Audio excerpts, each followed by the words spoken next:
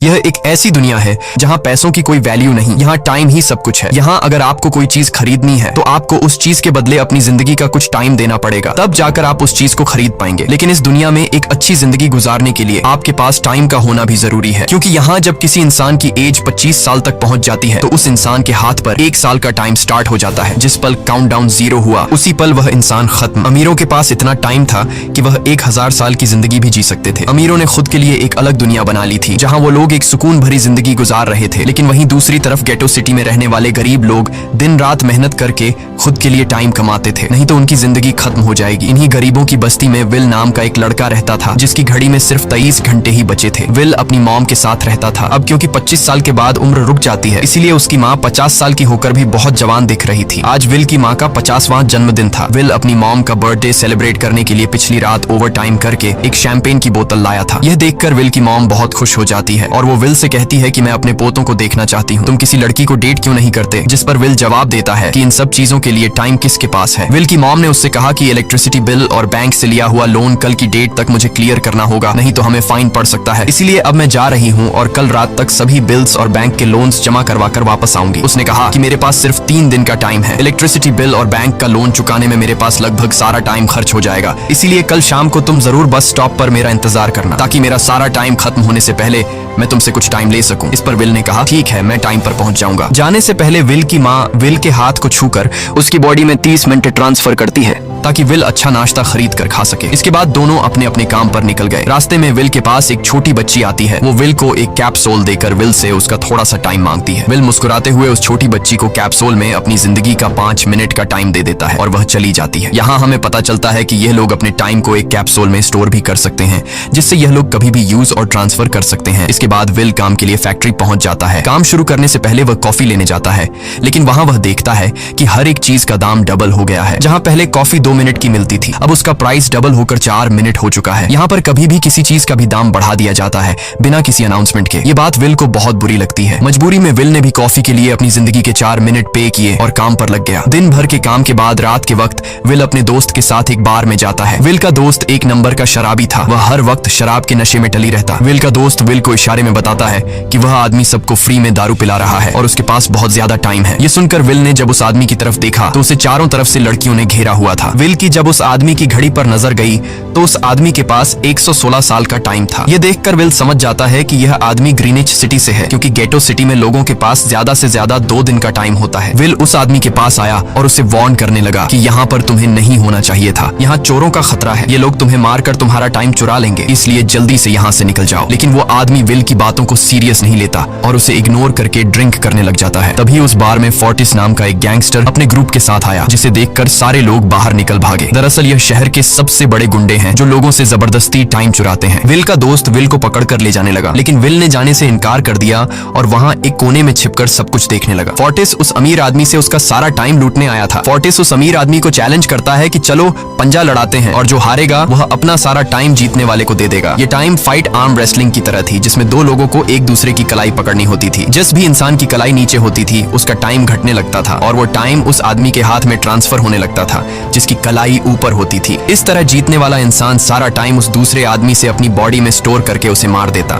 Fortis उस आदमी से कहता है क्या तुम इसके लिए तैयार हो? इस पर उस अमीर आदमी ने कहा कि मैंने बहुत ज्यादा ड्रिंक की हुई है, इसलिए मुझे कुछ टाइम चाहिए, उसके बाद मैं तुम्हारे चैलेंज के लिए तैयार हूँ। फोर्टिस कहता है कि ठीक है, ये तुम्हारी आखिरी ख्वाहिश है, जाओ मैं तुम्हें तैयार होने के लिए कुछ मिनट देता हूँ। फोर्टिस उसके साथ अपना एक आदमी भी भेज देता है ताकि यह भाग न सके। वो अमीर आदमी बाथरूम में आकर बहुत ज्यादा उल्टियां करने लग जाता है, क्योंकि उसे काफी चढ़ गई थी। इसलिए अगर वो इस हालत में फोर्टिस से पंजा लड़ता तो इस अमीर आदमी का हारना कंफर्म था। तभी विल वहां पर आ जाता है। वो फोर्टिस के आदमी को मारकर उस अमीर आदमी को अपने साथ उस जगह से बाहर निकाल लेता है और उसे फोर्टिस से बचाकर एक सेफ जगह पे ले आया। विल ने उस अमीर आदमी से कहा कि मैंने तुमसे कहा भी कि तुम्हारी जान को खतरा है, तुम जानबूझकर अपना टाइम क्यों बर्बाद कर रहे हो? वो आदमी विल को अपना नाम हेनरी बताता है और वो विल से पूछता है कि तुम्हारी उम्र कितनी है? विल ने बताया 28 साल। हेनरी ने कहा मेरी उम्र 105 साल है और अब मैं जिंदगी से थक चुका हूँ। मैंने अपनी लाइफ में हर एक चीज का मजा लिया है और अब मुझे इस जिंदगी की जरूरत जरूरत नहीं है, मैं जीना नहीं चाहता। ये सुनकर विल ने हैरानी से पूछा, आखिर तुम कहना क्या चाहते हो? इस पर हेनरी ने कहा, लगता है तुम अब तक हकीकत से अनजान हो। क्या तुमने कभी सोचा है कि इस दुनिया में अलग अलग टाइम जोन्स क्यों बनाए गए हैं?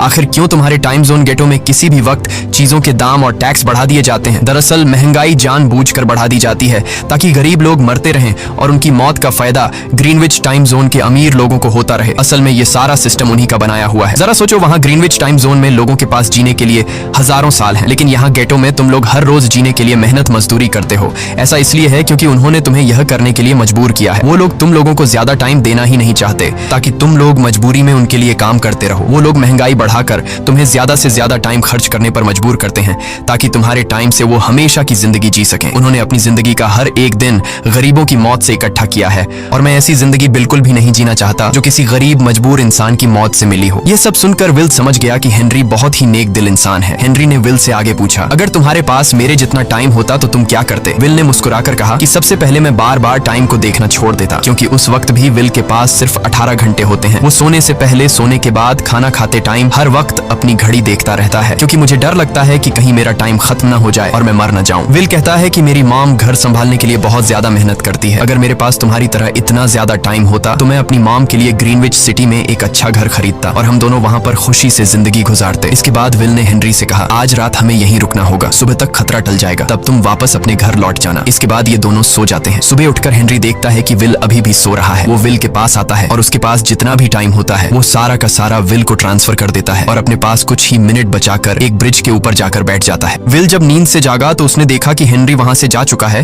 तभी हमेशा की तरह नींद से जागने के बाद विल ने अपनी घड़ी में नजर डाली। विल की घड़ी में 116 साल ऐड हो चुके थे। यह देखकर उसकी आंखें खुली की खुली रह गईं। उसे लगा कि वो अभी भी नींद में है और सपना देख रहा है। इसी दौरान विल की नजर विंडो पर पड़ी जिस पर लिखा था, मेरा टाइम बर्बाद मत करना। वो समझ जाता है कि हेनरी ने मुझे अपना सारा समय दे दिया है। तभी विल ने हेनरी को दूर एक ब्रिज के किनारे पर बैठे देखा। विल जल्दी से हेनरी की तरफ भागा, लेकिन अब बहुत देर हो चुकी थी क्योंकि हेनरी के पास अब बस कुछ ही सेकंड्स बचे थे और थोड़ी देर बाद वो एक झटके से मरकर ब्रिज से नीचे पानी में गिर गया। विल को हेनरी की मौत का बहुत ज्यादा दुख होता है। अब विल के पास 116 साल की जिंदगी थी और वो समझ जाता है कि अगर मैं यहाँ पर रहा तो लोग समझेंगे कि हेनरी को इसी ने मारा है। विल जल्दी से अपने दोस्त के पास जाता है। विल का दोस्त विल के हाथ में इतना सारा टाइम देखकर शॉक रह जाता है, जिसके बाद विल ने अपने दोस्त को दोस्ती की खातिर 10 साल का टाइम दिया। ये देखकर विल का दोस्त उसका दिल से शुक्रिया अदा करता है। विल कहता है कि यहाँ रहना मेरे लिए अब ठीक नहीं, क्योंकि इतने ज्यादा टाइम को देखते हुए मेरा टाइम छीनने के लिए कोई भी मुझे मार सकता है। अब मैं अपनी माँ के लिए ग्रीनविच सिटी में एक अच्छा सा घर खरीद सकता हूँ और वहाँ पर एक सेफ लाइफ गुजारूंगा। जिसके बाद विल अपने दोस्त को गुड बाय कहकर वहाँ से निकल जाता है और सीधा उस बस स्टॉप पर जाकर मॉम का इंतजार करने लगता है, जहाँ 2 दिन पहले उसकी मॉम ने उससे कहा था कि मैं इलेक्ट्रिसिटी का बिल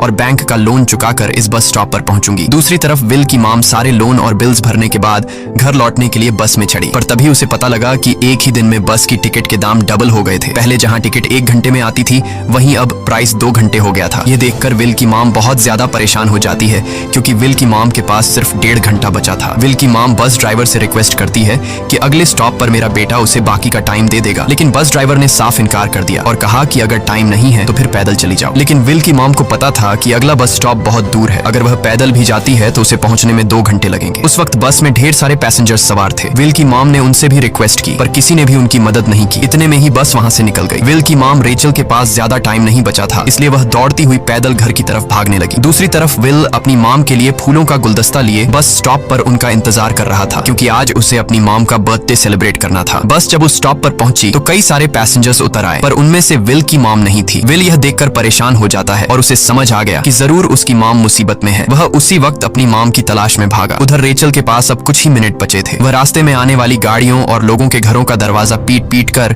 उनसे थोड़ा समय उधार मांग रही थी, लेकिन कोई भी उसकी मदद करने को तैयार नहीं था। इधर विल जब कुछ दूर गया तो उसे उसकी मॉम दौड़ती हुई नजर आ गई। अपनी मॉम को भागते हुए देख विल समझ गया कि उनके पास ज्यादा टाइम नहीं है। वह अपना हाथ आगे करके तेजी से उनकी तरफ दौड़ने लगा। उधर रेचल के पास अब सिर्फ 10 सेकंड्स ही रह गए थे। वह भी पूरी तेजी से विल की ओर भाग रही थी, लेकिन जैसे ही रेचल अपने बेटे विल के पास पहुंची उसका टाइम खत्म हो जाता है और वह मर जाती है। यह देखकर विल को बहुत दुख होता है, क्योंकि उसने अपनी मॉम के लिए क्या कुछ नहीं सोचा था। वह चीख चीख कर रोने लगा। अगली सुबह तक हेनरी की डेड बॉडी टाइम कीपर्स को मिल चुकी थी। ये टाइम कीपर्स वहां पर इन्वेस्टिगेशन करते हैं। आज की दुनिया में टाइम कीपर्स होते थे जो पुलिस की तरह थे। इन टाइम कीपर्स का काम भी क्राइम को रोकना होता है। टाइम कीपर्स के ऑफिसर रेमंड ने उस जगह में अच्छी तरह से जांच की, लेकिन उसे कोई भी क्लू नहीं मिला। तभी रेमंड की नजर उस ब्रिज के पास लगे सीसीटीवी कैमरा की तरफ गई। वह सीसीटीवी फुटेज चेक करने सीसीटीवी रूम के लिए निकल पड़ा। दूसरी तरफ विल समझ चुका था कि उसकी मॉम की मौत के लिए ग्रीनिच में रहने वाले अमीर लोग ही जिम्मेदार हैं, जिन्होंने गेटो शहर के लोगों को एक एक सेकंड का मोहताज बना दिया है। अब विल उनसे बदला लेने ग्रीनिच की तरफ निकल पड़ा और यहाँ से होती है असल कहानी शुरू। ग्रीनविच सिटी में एंटर होने के लिए विल को 1 साल का टाइम खर्च करना पड़ा और ग्रीनिच सिटी जा पहुंचा। वहाँ जब विल ने अमीर लोगों का लाइफस्टाइल देखा तो उसकी आंखें खुली की खुली रह गईं। वहाँ लोगों के पास इतना टाइम था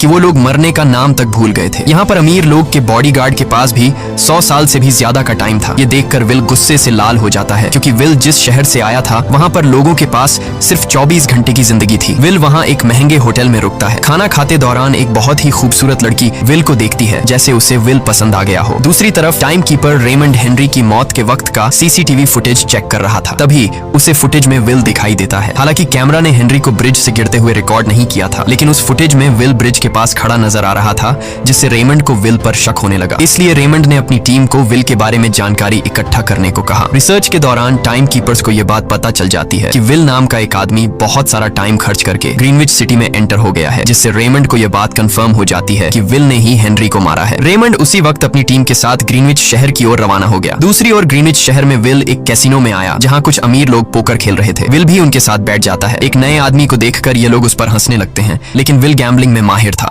आज उसके लिए अमीरों से पैसे निकालने का सबसे अच्छा मौका था। विल ने फिलिप नाम के एक रईस आदमी के साथ पोकर की बाजी खेली। फिलिप यहाँ का सबसे रईस इंसान है। उसके पास खुद का एक टाइम बैंक है जो लोगों को लोन पर टाइम देता है। फिलिप के साथ उसकी डॉटर भी बैठी होती है। यह वही लड़की है जो कुछ देर पहले विल को गौर से देख रही थी। गेम जब शुरू हो जाती है तब विल अपनी लाइफ का सारा टाइम दांव पर लगा देता है और अपनी माइंड के बदौलत वो फिलिप से 1100 साल जीत जाता है। यह देखकर फिलिप की बेटी सिल्विया विल से काफी ज्यादा इंप्रेस हो जाती है। उसने विल को कल रात अपने घर पार्टी पर इनवाइट किया। फिर अगली शाम विल एक नई नवेली कार खरीदकर फिलिप की पार्टी में जा पहुंचा। वहीं पार्टी के दौरान विल और सिल्विया डांस करने लगते हैं और सिल्विया मन ही मन विल को दिल दे बैठी। वो अपनी दिल की बात विल से करने ही वाली थी कि तभी टाइम कीपर रेमंड अपनी टीम के साथ वहां पहुंचता है और विल को पकड़ लेते हैं। विल को खूनी समझकर सिल्विया भी उससे नाराज हो गई। रेमंड ने सबसे पहले विल का सारा टाइम उससे छीनकर सिर्फ 2 घंटे दिए। उसके बाद वो विल को हेनरी के खून के इल्जाम में गिरफ्तार करने लगा। रेमंड विल से पूछता है कि तुमने हेनरी को क्यों मारा। विल उसे कहता है कि मैंने उसे मारा नहीं था, बल्कि वो खुद जीना नहीं चाहता था, इसलिए उसने मुझे 116 साल दिए और बाद में उसने खुद की जान ली। लेकिन रेमंड विल की बात पर यकीन नहीं करता। विल समझ जाता है कि रेमंड मुझे हेनरी के झूठे केस में फंसाकर उम्र भर कैद के लिए मुझे जेल में डाल देगा, इसलिए वह मौका देखते ही रेमंड के आदमियों को मारकर खुद को आजाद कर लेता है और उनकी बंदूक लेकर सिल्विया को बंदी बना लिया। सिल्विया को ढाल बनाकर विल उसे साथ लेकर भाग निकला और रेमंड और उसके आदमियों को चकमा देता हुआ वापस गेटो शहर आ पहुंचा। इस दौरान विल के पास टाइम काफी कम बचा था। उसने सिल्विया से कुछ टाइम उधार मांगा, लेकिन सिल्विया ने उसे 1 सेकंड भी देने से इनकार कर दिया, क्योंकि वह भी उसे हेनरी का खूनी समझ रही थी। इसलिए वो और तेजी से गेटो शहर की तरफ कार दौड़ाता है ताकि वहां पहुंचकर किसी से टाइम उधार ले सके। जल्दबाजी में उसका ध्यान आगे सड़क पर बिछी कंटीली तारों पर नहीं पड़ता, जिससे टकराते ही विल की कार ब्रिज से नीचे गिर जाती है। इस एक्सीडेंट में विल और सिल्विया बेहोश हो गए। असल में रास्ते में वह कांटे फोर्टिस और उसकी गैंग ने बिछाए थे। फोर्टिस ने देखा कि सिल्विया के पास 10 साल का टाइम था। वो सिल्विया का सारा टाइम चुराकर वहां से निकल जाते हैं। इतने में ही विल और सिल्विया को होश आया। सिल्विया ने जब अपने हाथ की तरफ देखा तो वो परेशान हुई, क्योंकि उसके पास सिर्फ 30 मिनट ही बचे थे और विल के पास भी कुछ मिनट ही बचे थे। पर फिर भी उसने सिल्विया को अपने कुछ मिनट दिए, जिससे इन दोनों का टाइम बराबर हो गया। इसके बाद विल सिल्विया को लेकर जल्दी से अपने दोस्त के घर जाता है, जिसे उसने 10 साल दिए थे। जब उसके दोस्त की वाइफ ने दरवाजा खोला और उसने विल को देखा तो उसने विल से नाराजगी जताते हुए कहा, तुम्हारे दिए हुए 10 साल ने मेरे हस्बैंड की जान ले ली। उसने सारा टाइम शराब में उड़ा दिया, जिससे उसकी मौत हुई। ये सुनकर विल मायूस हो गया, लेकिन अब इन दोनों के पास भी ज्यादा टाइम नहीं था। अगर यह दोनों जल्दी से कुछ नहीं करते तो इनकी भी मौत पक्की थी। तभी विल ने सिल्विया के कानों में ईयरिंग देखी जो हीरे की थी। उसे बेचकर विल और सिल्विया को 2 दिन का टाइम मिल गया। इसके बाद विल सिल्विया को लेकर फोन बूथ पर आया। उसने सिल्विया के पिता फिलिप को कॉल किया और बताया कि उसकी बेटी अब तक सही सलामत है। उस वक्त रेमंड भी फिलिप के पास ही मौजूद था और विल को भी पता था कि रेमंड भी वहां मौजूद है। विल ने सिल्विया को छोड़ने के बदले 10,000 साल का टाइम मांगा और वो 10,000 साल टाइम बैंक के जरिए गरीब लोगों में बांटने को कहा और कल सुबह तक का टाइम दिया। हालांकि फिलिप के लिए यह रकम कुछ भी नहीं थी, पर फिलिप किसी भी कीमत पर गरीबों को टाइम नहीं देना चाहता था। इधर विल सिल्विया को अपने घर ले आया, जहां पर दोनों सुबह होने का इंतजार कर रहे थे। इसी दौरान सिल्विया ने विल से पूछा कि उसकी फैमिली कहाँ है। इस पर विल ने बताया कि पिछली रात ही टाइम न होने की वजह से मेरी माँ की डेथ हुई। ये सुनकर सिल्विया को बहुत बुरा लगता है और उसे एहसास होता है कि यहाँ गरीब लोग हर पल मौत के डर में जीते हैं। उन्हें एक दिन का टाइम कमाने में कितनी मेहनत करनी पड़ती है। अगली सुबह बैंक खुलते ही विल और सिल्विया खिड़की से बैंक पर नजर रखने लगे, लेकिन बैंक ने गरीबों में टाइम नहीं बांटा। सिल्विया यह देखकर बहुत मायूस हो गई कि टाइम के आगे उसके पिता के लिए अपनी बेटी की भी कोई कीमत नहीं थी। अब सिल्विया को समझ आ गया कि उसके पिता सिर्फ बिजनेसमैन नहीं है, बल्कि वो इस सिस्टम के हेड हैं। वो गरीब लोगों की मौत से अपनी जिंदगी के साल जमा करते हैं। सिल्विया को यूं मायूस देखकर विल ने उसे वापस घर भेजने का फैसला किया। वो उसे फोन बूथ पे ले आया और अपने पिता को कॉल करके अपने लिए मदद बुलाने को कहा। इस दौरान विल सिल्विया को वेपन भी दे देता है ताकि वो खुद की हिफाजत कर सके। इधर सिल्विया फोन पर अपने पिता से बात कर रही थी कि तभी टाइम कीपर रेमंड चुपके से वहां आ पहुंचा और विल पर गन तान दी। रेमंड विल पर गोली चलाने ही वाला था कि तभी सिल्विया ने रेमंड को देख लिया और घबराहट में रेमंड पर गोली चला दी। ये देख विल घबरा कर रेमंड के पास आया। हालांकि वो गोली रेमंड के हाथ को छूकर निकल गई थी। रेमंड के हाथ से बहुत खून निकल रहा था। विल ने रेमंड की घड़ी देखी। रेमंड के पास सिर्फ 2 घंटे बचे थे। दरअसल टाइम कीपर्स को भी सैलरी के तौर पर हर रोज 1 दिन का ही टाइम मिलता था। विल समझ गया कि जब तक रेमंड के पास उसके टीम वाले पहुंचेंगे तब तक रेमंड का ज्यादा खून बहने की वजह से उसकी मौत हो गई होगी। इसलिए विल रेमंड को 2 घंटे का टाइम देते हुए रेमंड की कार को लेकर वहां से निकल गया। रेमंड को गोली मारकर अब सिल्विया भी क्राइम लिस्ट में आ चुकी थी। हालांकि विल ने सिल्विया से कहा कि वो अभी इन सब से निकल सकती है, लेकिन ग्रीनिच में सिल्विया की जिंदगी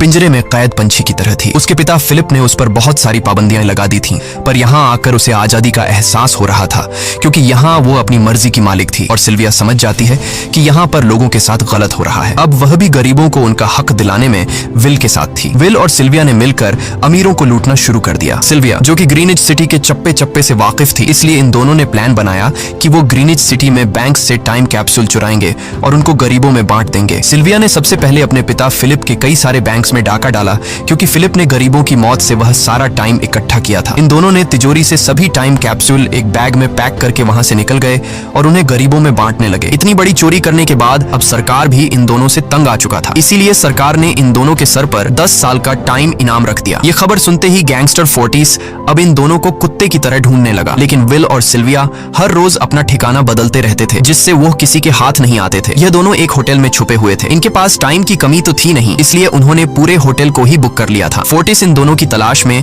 उस होटल के बाहर आ पहुंचा। वहां उसने कुछ लोगों को पकड़कर उनसे विल और सिल्विया के बारे में पूछने लगा, लेकिन उन लोगों पर विल और सिल्विया के बहुत एहसानात थे, इसलिए ये लोग मरने के लिए तो तैयार थे, पर विल और सिल्विया का ठिकाना बताने के लिए तैयार नहीं थे। लेकिन जब फोर्टिस ने उन लोगों पर बहुत ज्यादा जोर जबरदस्ती की, तो उनमें से एक बंदा मौत के डर से फोर्टिस को उस होटल के बारे में बता देता है जहां विल और सिल्विया छुपे हुए थे। जिसके बाद फोर्टिस फौरन अपनी गैंग के साथ वहां पर पहुंच जाता है और इन दोनों को पकड़ लेता है। अब विल और सिल्विया का उनसे बच पाना नामुमकिन था। फोर्टिस ने विल को एक टेबल पर बैठा दिया और उसे टाइम फाइट के लिए चैलेंज किया। विल समझ गया कि अगर मैंने चैलेंज से इनकार किया तो फोर्टिस के गैंग वाले लोग मुझे मार देंगे, इसलिए क्यों ना आज इसके साथ पंजा आजमाया जाए। फोर्टिस और विल ने एक दूसरे की कलाई पकड़ ली और मौत का खेल शुरू हुआ। फोर्टिस माहिर खिलाड़ी था। उसने शुरुआत में ही विल का हाथ नीचे कर दिया, जिससे विल का टाइम तेजी से फोर्टिस में ट्रांसफर होने लगा। लेकिन विल बिल्कुल जोर ही नहीं लगा रहा था, जैसे कि वो जानबूझकर हार रहा हो। पर जैसे ही विल के पास अपनी लाइफ के 3 से 4 सेकंड बचे, तभी विल ने अपनी पावर दिखाई और एक झटके से फोर्टिस का हाथ नीचे कर दिया। फोर्टिस की आंखें खुली की खुली रह गईं। वो पूरा जोर लगाकर अपना हाथ ऊपर करने की कोशिश कर रहा था, लेकिन विल की ताकत के आगे